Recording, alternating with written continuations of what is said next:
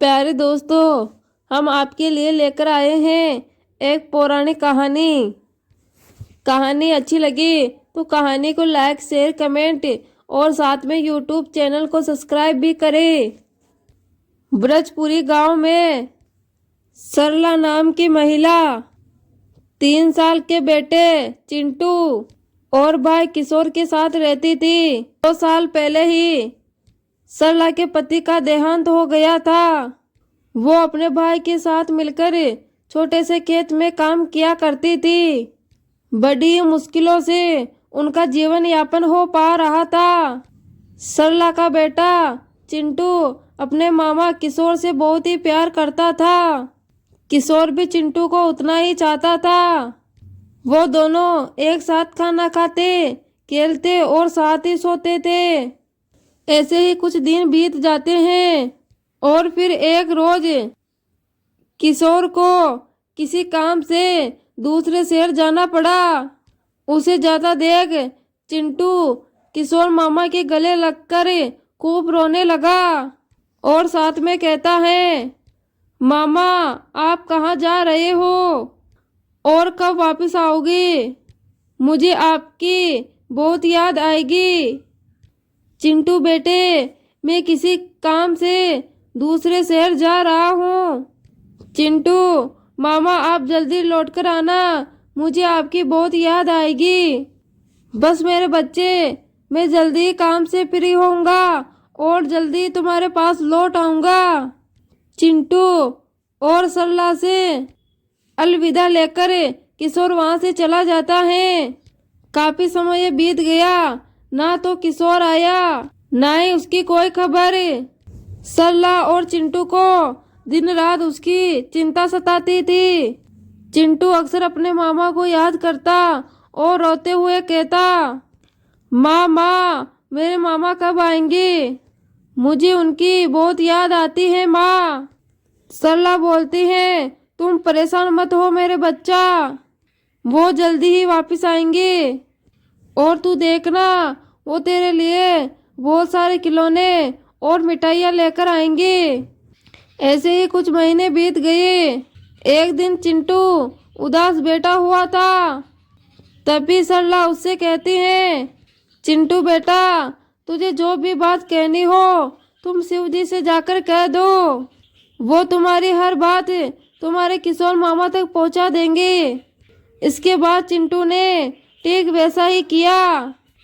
जब कभी उसे अपने मामा तक कोई बात पहुंचानी होती तो वो शिव जी के मंदिर पहुंच जाता। चिंटू हर वक्त शिव जी से बातें करता रहता था। ऐसे ही समय बीतता गया। फिर एक दिन सरला बहुत तेज बीमार हो गई और उसने बिस्तर पकड़ लिया। अपनी बीमारी के चलते सरला इतनी कमजोर हो गई कि वो खाना तक नहीं बना सकती थी। बेचारे दोनों माँ बेटे 2 दिन तक भूखे ही रहे। फिर तीसरे दिन चिंटू भोजन की तलाश में पड़ोस के गांव में गया। तेज चिलचिलाती धूप में बेचारा चिंटू चलता रहा।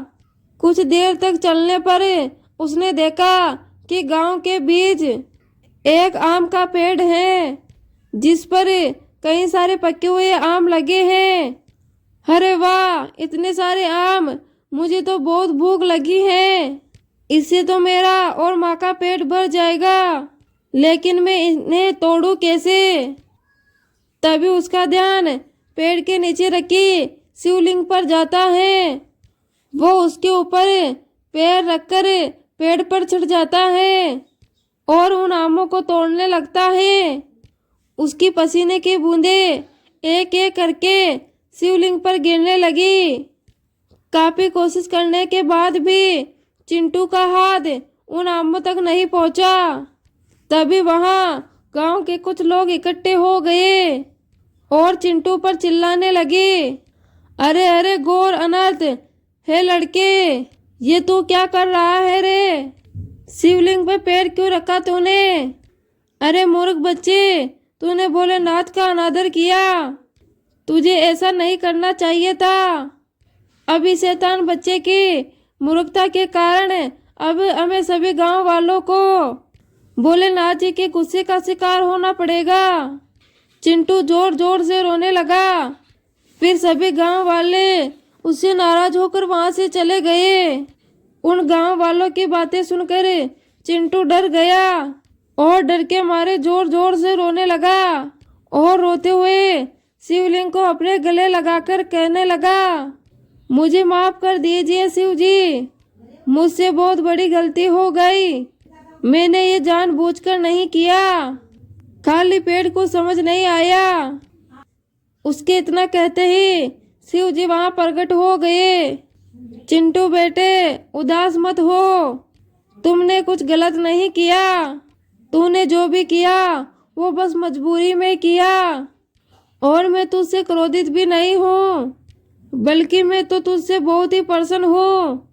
आज तुम्हारे पसीने की बूंद से मेरा अभिषेक हुआ है। तुम्हारा मन सचमुच में बहुत ही पवित्र है और इसी कारण बस आज मुझे तुझे दर्शन देने पड़े। बताओ पुत्र, आखिर तुम्हारी क्या इच्छा है और तुम्हें क्या वरदान चाहिए? आप ना मेरी माँ को जल्दी से ठीक कर दो, वो बहुत ही बीमार है। शिव जी बोले, अरे बस इतनी सी बात, अगर तुम्हें और कुछ भी चाहिए तो तुम मुझसे मांग सकते हो। फिर प्रभु, आप मेरे मामा को जल्दी से वापस मेरे पास भेज दो। भोलेनाथ, तथास्तु, तुम्हारे मामा बहुत जल्द तुम्हारे पास लौटकर आ जाएंगे। ये लो ये आम तुम अपने घर ले जाओ और अपने माँ के साथ मिलकर खा लेना। चिंटू खुशी खुशी वो फल लेकर अपने घर पहुंचा, जहां उसने देखा कि उसकी माँ बिल्कुल ठीक हो गई है और वो रसोई में खाना बना रही है। माँ, तुम ठीक हो गई माँ? सरला, हाँ मेरे बच्चे, मैं बिल्कुल अब ठीक हूँ। ना जाने मेरे अंदर कौन सी शक्ति आई है जो मैं पूरी तरह ठीक हो गई। चिंटू, माँ, ये सब भोले बाबा का चमत्कार है। चिंटू ने अपनी माँ सरला को सारी बात बताई। माँ, तुम जानती हो भोलेनाथ जी ने कहा है कि मेरे मामा जल्दी मेरे पास लौट आएंगे। सरला टेंशन में आ जाती है। हे भोलेनाथ, आपने ये कैसा वादा कर दिया? हे प्रभु, बस इतनी बात का ध्यान रखना कि मेरे बच्चे का दिल ना टूटे। ऐसे ही कई दिन बीत गए और फिर एक दिन, चिंटू बेटा, चिंटू कहाँ है? तुझे देखने के लिए मेरी आंखें तरस गई थी। दूर खड़ी सरला उसे देखकर हैरान रह गई, जबकि चिंटू बहुत खुश हुआ। मेरे मामा आ गए, मेरे मामा आ गए। अब मैं आपको कहीं पर भी नहीं जाने दूंगा मामा। हाँ मेरे भांजे, ये देख मैंने तेरे लिए शहर से क्या क्या लाया हूँ। किशोर उसके लिए ढेर सारी नए कपड़े, चॉकलेट, खिलौने और भी ढेरों उपहार लाया था, जिसे देख चिंटू बहुत खुश होता है। सारा दिन अपने मामा के साथ खेलकर और रात को भोजन खाकर अपने मामा के साथ सो जाता है। तब सरला जाकर किशोर के पैर पकड़ लेती है और रोते हुए कहती है, हे प्रभु, आप भगवान भोलेनाथ है ना, और मैं भली भांति ये बात जानती हूँ। आपने चिंटू से किया वादा पूरा करने आए हो ना। मैं जानती हूँ प्रभु कि सच तो ये है कि मेरा भाई तो बहुत समय पहले ही इस दुनिया से जा चुका है। किशोर खड़ा उठोया और बोला, हाँ मैं शिव ही हूँ। मैं इस बालक के तड़पते मन को नहीं देख सकता और इससे अपना वादा पूरा करने चला आया। लेकिन ध्यान रहे, इस बात का पता चिंटू को ना चले। कुछ दिन शिवजी चिंटू के साथ रहकर उसके साथ खूब खेलते, मस्ती करते और उसकी सभी इच्छाओं को पूरा करते। अच्छा चिंटू, मुझे शहर नौकरी पर वापस जाना है।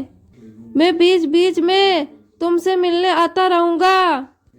चिंटू बोला, मामा फिर वापस आप जा रहे हो, पर वापस कब आओगे? भांजे तू चिंता मत कर, मैं समय समय पर यहाँ आता रहूँगा।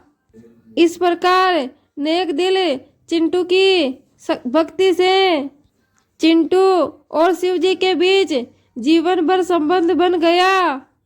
अब शिवजी हर महीने किशोर का भेष बनाकर चिंटू से मिलने आने लगे।